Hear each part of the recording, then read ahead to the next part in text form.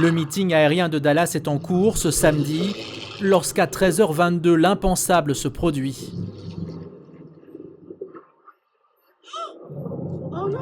Un chasseur monoplace Bell P-63 dévie de sa trajectoire et vient percuter un Boeing B-17 en plein milieu.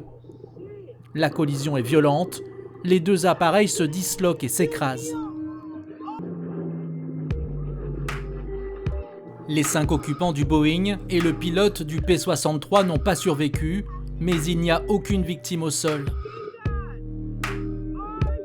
Le NTSB a organisé une conférence de presse au lendemain de l'accident.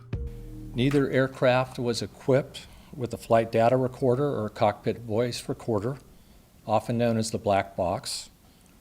They were also not required to be equipped with either a FDR or CVR. Pour déterminer les causes de l'accident, le NTSB compte donc beaucoup sur les images prises par les spectateurs et l'enregistrement des échanges radio avec le contrôle aérien. Un rapport préliminaire sera publié d'ici 4 à 6 semaines. Les deux appareils appartenaient à un musée aéronautique. Le B-17, surnommé la forteresse volante, est l'un des bombardiers américains les plus connus de la Seconde Guerre mondiale.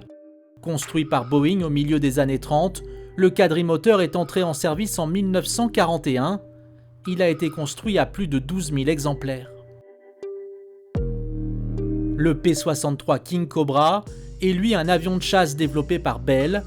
Entré en service en 1943, l'appareil construit à plus de 3000 exemplaires a été principalement utilisé par la France et l'Union soviétique, les États-Unis jugeant ses qualités inférieures au P-51 Mustang. Le meeting aérien de Dallas a été créé en 2016 à l'occasion du 75e anniversaire de l'attaque de Pearl Harbor. Consacré aux avions militaires de la Seconde Guerre mondiale, il a lieu chaque année.